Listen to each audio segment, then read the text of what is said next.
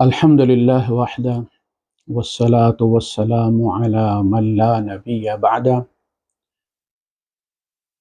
أما بعد فأعوذ بالله السميع العليم من الشيطان الرجيم بسم الله الرحمن الرحيم الحمد لله رب العالمين الرحمن الرحيم مالك يوم الدين إياك نعبد وإياك نستعين صدق الله العظيم رب اشرح لي صدري ويسر لي امري واحلل عقدة من لساني يفقهوا قولي آمین یا رب العالمین۔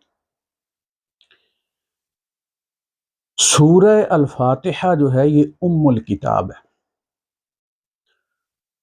سارا قرآن اس کے اندر سے نکلا ہے، اس کی تفسیر ہے۔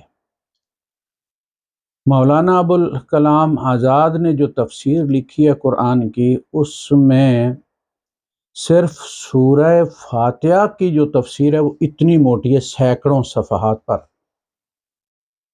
اور باقی جو قرآن کی تفسیر ہے وہ ساری مل کر اس جتنی بنتی ہے، سورہ فاتحہ کی تفسیر جتنی۔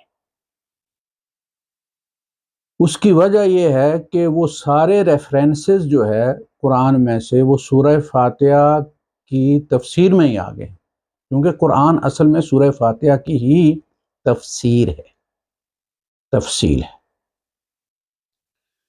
الحمدللہ، ساری تعریفیں اللہ کے لیے، صرف دنیا میں نہیں، آخرت میں۔ دنیا میں بھی اس کے کسی کام پر کوئی اعتراض نہیں کیا جا سکتا، اور آخر میں بھی جب وہ فیصلے کر چکے گا۔ دنیا میں تو لوگ قسم قسم کی باتیں کرتے ہیں، یہ کیسے ہوگا، وہ کیسے ہوگا، اور میں ان سے کہتا ہوں کہ یہ کنفرم ہے کہ اللہ پاک ظلم نہیں کرے گا، عدل کرے گا۔ جتنا میرا اس بات پر ایمان اور یقین ہے کہ اللہ ہے، اتنا ہی یقین میرا اس بات پر ہے کہ اللہ ظالم نہیں ہے، اللہ العدل، سراپا عدل ہے۔ وہ جس کو جو ڈسکاؤنٹ دینی ہوگی، جو کسی کی مجبوری ہوگی، جو کسی کا عذر ہوگا، وہ سب ایڈجسٹ کر کے اس کے بعد اس کے بارے میں فیصلہ کرے گا۔ مولویوں کے فتووں پر فیصلہ نہیں کرے گا، وہ ہر بندے کا انڈیویجول حساب اسی لیے لے گا کہ ہر بندے کے اپنے حالات ہوتے ہیں۔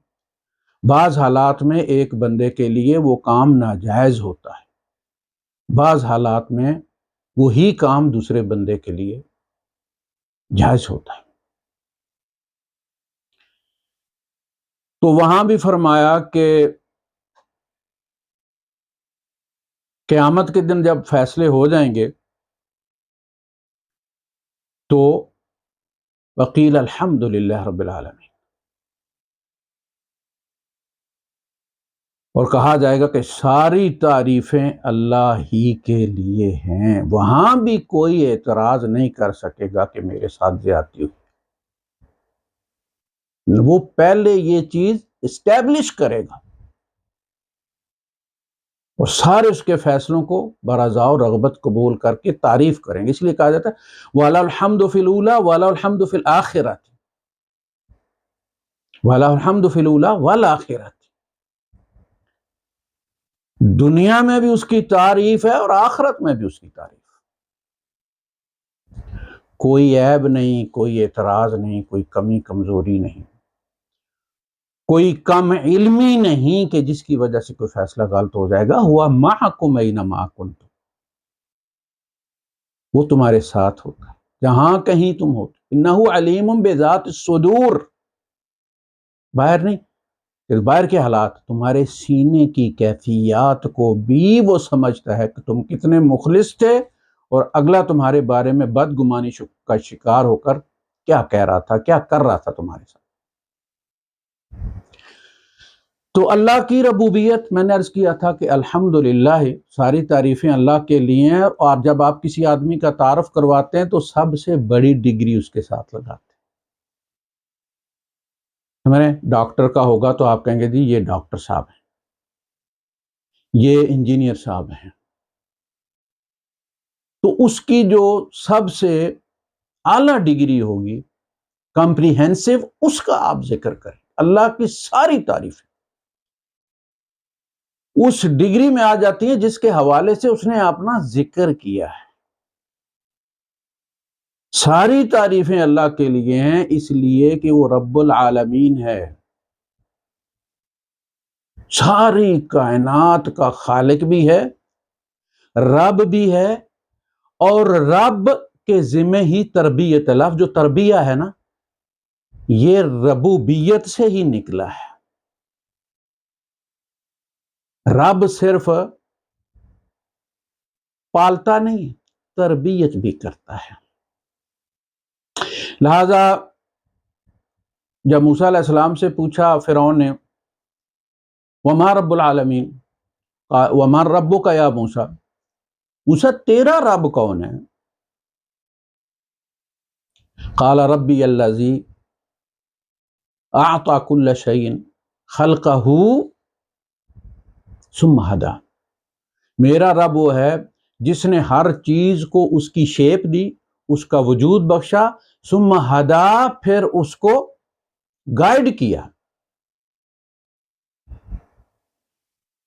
کس کو کیا کام کرنا ہے، کس کو تیرنا ہے، کس کو کس طرح سے بھاگنا ہے، کیا کھانا ہے، بلی نے کس طرح سے بچے سمیٹنے ہیں، کس طرح بچوں کو بلے سے بچانا ہے، کس طرح گھونسلہ بننا ہے. بعض آپ دیکھتے ہیں کہ پرندے اس طرح سے گھونسلہ بناتے ہیں کہ سانپ بھی اگر داخل ہو تو بھول بھلائیوں میں وہ گم ہو جاتا ہے. اصل جگہ اس نے اپنے جو عام بچے رکھے ہوتے ہیں وہاں وہ نہیں پہنچ پاتا. یہ کس نے سکھایا؟ ہر چیز کے اندر ایپ سٹور جو ہوتا ہے نا، پلے سٹور، ہر چیز کے اندر موجود ہے. کچھ ایپس جس طرح آپ کے موبائل کے اندر آلریڈی انسٹالڈ ہوتی ہیں، اس طرح کچھ چیزیں تمام جانوروں میں اس نے خود انسٹال کر دی ہیں، باقی پلے سٹور میں رکھ دی ہیں. جہاں جہاں انہیں ضرورت ہوتی ہے وہ اس وقت اس سے کام لے لیتے. تو پھر اس کو گائیڈ کیا. تو رب ہی کی ذمہ داری ہے کہ وہ گائیڈ کرے، اور گائیڈنس کا ہی نام تربیت. بیٹا یہ ایسے کرتے ہیں، بیٹا یہ ایسے کرتے ہیں، آپ گائیڈ کر رہے ہیں نا، یہ تربیت. انسانوں کی تربیت کے لیے اس نے پیغمبر بھیجے، کتابیں بھیجی، یہ تربیت کا حصہ ہے، یہ اس کی ذمہ داری ہے. فرمایا وَنَفْسٍ وَمَا سَوَّاهَا، اور نفس کی قسم، اور جس طرح سے اس کا تسویہ کیا، تسویہ بیلنس کیا، اس کو فجور بھی رکھا اس کے اندر، اس کے پلے سٹور میں، تقوی بھی اس کے پلے سٹور میں رکھ دی. مرضی تمہاری ہے، برابر اس نے تمہیں صلاحیت. جو دنیا کا بدترین شخص ہے نا، فاسق فاجر، جو اس نے کیا ہے، وہ جو آپ دیکھتے ہیں جاوید نام کا کوئی بند 100 بچہ اس نے ریپ بھی کیا، پھر اس کو مارا اور تیزاب میں گلا دیا ان سب بچوں کو، اور پکڑا نہیں گیا، خود سامنے آ کے پھر اس نے تنگ آ کے آخر وہ اس کا ضمیر کہ یار مجھے مار دو، میں نے یہ سارا کچھ کیا. جتنی شقاوت قلبی اس کے اندر موجود ہے، آپ کے پلے سٹور میں بھی وہ موجود ہے. 71A جو موبائل ہے، وہ جس کے پاس بھی ہوگا، جتنی اس کے اندر اس کے پلے سٹور میں ایپس ہیں، وہ میری میں بھی ہیں، اس میں A71 میں، اور اس کے میں بھی ہیں. میں نے اپنی پسند کی انسٹال کی ہیں، ڈاؤن لوڈ کی، وہ اپنی کی اس نے کی. وہ شقی القلب ہونا بھی ہمارے پلے سٹور میں ہے، چونکہ ہم نے اسے انسٹال نہیں کیا، اسے ڈاؤن لوڈ نہیں کیا، اس لیے ہمیں ثواب ہے. صلاحیت موجود ہے. تسویہ اسی کو کہتے ہیں، برابر کرنا. تسویۃ الصفوف، صفیں برابر کرو. استووا، جم جاؤ، برابر ہو جاؤ، ڈنگے ٹیڑے، آگے پیچھے صفیں نہیں، ایک آدمی آگے. استووا، جم جاؤ. الرحمن علی العرش استوى، یہ وہی تسویہ ہے. وَنَفْسٍ وَمَا سَوَّاهَا، فَأَلْهَمَهَا فُجُورَهَا وَتَقْوَاهَا، دونوں چیزیں اس میں رکھی ہیں، ہر شخص میں رکھی۔ پھر فرمایا قَدْ أَفْلَحَ مَنْ زَكَّاهَا، کامیاب رہا وہ جس نے تزکیہ کیا اس کا، نفس کا۔ اس نے سوچا سمجھا کہ کون سی ایپ ڈاؤن لوڈ کرنی ہے، کون سی نہیں کرنی، کون سی انسٹال کرنی ہے، کون سی نہیں کرنی، کون سی میرا ایمان کھا رہی ہے، وہ یہ تزکیہ ہے۔ وَقَدْ خَابَ مَنْ دَسَّاهَا، تو تربیت کرنے کے لیے پورا قرآن کیا ہے؟ نفس کے تزکیے کے لیے نا۔ تزکیے کا سامان بھی اللہ پاک نے فراہم کیا ہے۔ هُوَ الَّذِي بَعَثَ فِي الْأُمِّيِّينَ رَسُولًا مِّنْهُمْ يَتْلُو عَلَيْهِمْ آيَاتِهِ، یہ آلہ ہے تزکیے کا، قرآن حکیم۔ وہ جا کے سادھوؤں سے سیکھنے کی ضرورت نہیں ہے۔ قد وہ بَعَثَ فِي الْأُمِّيِّينَ رَسُولًا مِّنْهُمْ يَتْلُو عَلَيْهِمْ آيَاتِهِ، وہ ان پر اللہ کی آیات تلاوت کرتا ہے، وَيُزَكِّيهِمْ، اور ان کا تزکیہ کرتا ہے۔ تو وہ تزکیہ کی کتاب تو رسول ہمیں دے گئے قیامت تک کی، کیوں نہیں کرتے؟ اس لیے کہ ہم کرنا نہیں چاہتے۔ وَيُعَلِّمُهُمُ الْكِتَابَ وَالْحِكْمَةَ، قانون بھی دیا، حکمت بھی دی کہ یہاں کس طرح کس جگہ اس کو استعمال کرنا۔ تزکیہ یہ بھی ربوبیت کے فرائض میں سے ہے۔ اس نے رسول اور کتابیں بھیج کر اپنا فرض ادا کیا ہے، جو بطور رب اس کی ذمہ داری تھی، جو اس نے اپنے ذمہ لی تھی کہ میں تمہارا رب، لہذا یہ میری ذمہ داری ہے۔ کس کے ساتھ کس طرح رہا، پورا قرآن یہی تو بیان کرتا ہے۔ یہ تزکیہ ہی تو بیان، پورا عمل تزکیہ کا، کھانے کا تزکیہ، خیالات کا تزکیہ، تعلقات کا تزکیہ، وہ سب قرآن میں بیان نہیں ہو۔ رشتہ داروں کے ساتھ کس طرح رہنا ہے، پڑوسیوں کے ساتھ کس طرح رہنا ہے، مسکینوں کے ساتھ کس طرح ہونا ہے، غریبوں کے ساتھ کس طرح ہونا، امیر ہو تو کیا کرو، غریب ہو تو کیا کرو، شوہر ہو تو کیا کرو، بیوی ہو تو کیا کرو۔ تو یہ اس کے ربوبیت کے فرائض میں سے ایک فریضہ یہ تزکیہ بھی، اور دین نام ہی تزکیہ۔ اگر اسی طرح کوتھرے، اسی طرح روڈ اور اسی طرح کروڈ ہم جا کے اس کے سامنے کھڑے ہوں گے تو پوچھے گا ضرور وہ، اور میں نے جو رسول تمہاری طرف بھیجے تھے وہ کتنی مشقتوں سے انہوں نے تم تک یہ تزکیہ پہنچایا، یہ کتاب پہنچائی ہے۔ فَإِنَّمَا يَسَّرْنَاهُ بِلِسَانِكَ، نبی تیری زبان نے اس قرآن کو ان پر آسان کر دیا ہے، ورنہ یہ پہاڑ پر نازل ہو تو دیکھے گا وہ بھی کانپ رہا ہے۔ یہ حضور کی آواز میں سنا گیا ہے تو اس کی جو بھی سختی تھی، کتنی تکلیف ہوتی ہے اس کو لیتے ہوئے، کلام اللہ کو الفاظ کا روپ دھارتے ہوئے، وہ نبی کے اندر آ کر، ڈیکوڈر نبی کے اندر ہے، یہاں آ کے الفاظ کا روپ دھارتے ہیں۔ اللہ کی آواز نہیں ہے، لحن نہیں ہے، ہونٹ نہیں ہے، الفاظ رسول کے اندر آ کے ابھرتے ہیں، وجود پاتے ہیں۔ اللہ کا کلام نبی کے اندر آ کے وجود پاتا ہے۔ لائن مین جبرائیل علیہ السلام ہے، انیبلنگ جتنی بھی کرنی ہوتی ہے، رستے کا خیال رکھنا۔ تو عرض یہ کر رہا تھا کہ یہ جو ربوبیت ہے اور تربیت ہے تو یہ اللہ کا فریضہ ہے، اس کی شان ہے، اس کی ذمہ داری ہے، اسی لیے وہ نبھا رہا ہے۔ لوگ نہیں مانتے لیکن اس نے تو نبھانی ہے نا، وہ ہمارے سامنے اس نے کتاب بھیجی ہے، وہ اس لیے ساری تعریفیں اس کے لیے۔ ایاک نعبد و ایاک نستعین، ہم تیری بندگی کرتے ہیں، یہ دعویٰ ہے، اور ہم تجھی سے مدد چاہتے ہیں۔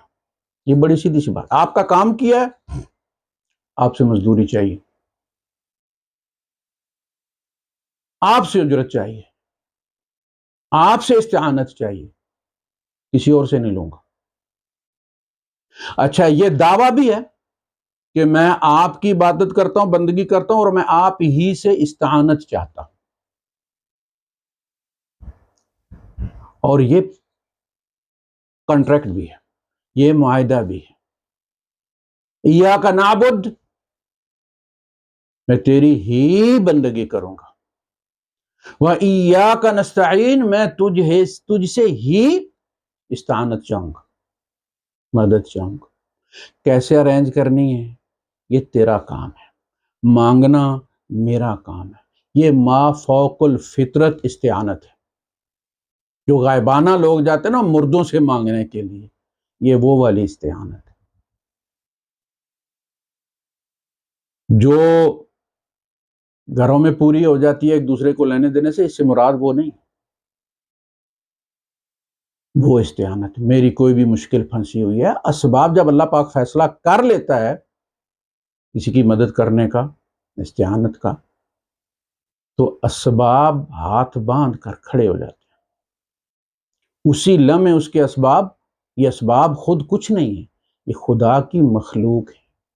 وہ جو ہماری ایمانیات کا ایسا ہے نا، والقدر خیرہ و شرہ، یہ شر کے اسباب اور یہ خیر کے اسباب، یہ نقصان کے معاملات، یہ نفع کے معاملات، یہ صرف ایک خدا ہی سے صادر ہوتے ہیں۔ وہ فیصلہ کرتا ہے نقصان کا تو سونا مٹی بننا شروع ہو جاتا ہے۔ لوگوں کی بندش نہیں ہوتی، کوئی جادوگروں کی، بنگالی بابا کی بندش نہیں ہوتی، یہ اس کا فیصلہ ہے، اور بڑے حکمت کے فیصلے ہوتے ہیں۔ تو جب وہ فیصلہ کرتا ہے نقصان کا تو نقصان شروع ہو جاتا ہے، اور پھر جب نفع کا فیصلہ کرتا ہے تو وہیں سے نفع ہونا شروع ہو جاتا ہے۔ یہ رب کا حکم ہوتا ہے، اور اسباب تخلیق ہوتے ہیں، اور وہ اپنا کام کرنا شروع کر دیتے ہیں۔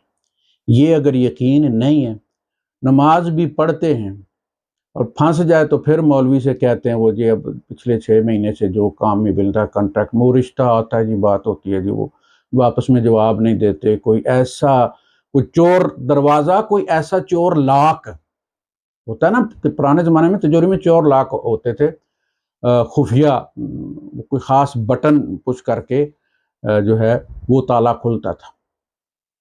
گاڑیوں میں بھی ہوتا ہے کہیں خفیہ لاک، وہ والا لاک مولوی صاحب اگر آپ کو پتہ ہے ذرا وہ بتائیں کہ کیسے جو ہے وہ کوئی اچھا رشتہ پھنس جائے، کوئی اچھا رشتہ آ جائے۔ مولوی کچھ نہیں کر سکتا، رب نے جہاں لکھا ہے اس نے لکھ رکھا ہے، رحم مادر میں لکھ رکھا ہے۔ یہ ہم جو اپنے والدین کے یہاں پیدا ہوئے کسی تویز سے پیدا نہیں ہوئے، اس نے آدم علیہ السلام کی مٹی میں ہماری مٹی رکھی تھی، اور کس کی پشت سے نکلنا ہے وہ فیصلہ اسی وقت ہو گیا تھا۔ اللہ کے علم میں کبھی اضافہ نہیں ہوتا، یاد رکھیں، اس لیے کہ اس کے علم میں کوئی کمی نہیں ہے۔ قیامت تک کیا ہونا ہے، میرے آگے بچے، پوتے، پڑپوتے، جو ان کی شادیاں ہونی ہیں، جو آگے اولادیں ہونی ہیں، وہ سب اس کو اس دن سے معلوم ہے جس دن سے آدم علیہ السلام مٹی اور گارے میں تھے۔ تو یہ ایمان بنا لیں تو پھر نماز بھی فائدہ دے گی اور ایمان بھی بچا رہے گا۔ وآخر دعوانا ان الحمد للہ رب العالمین۔ یہ سلسلہ انشاءاللہ چلے گا۔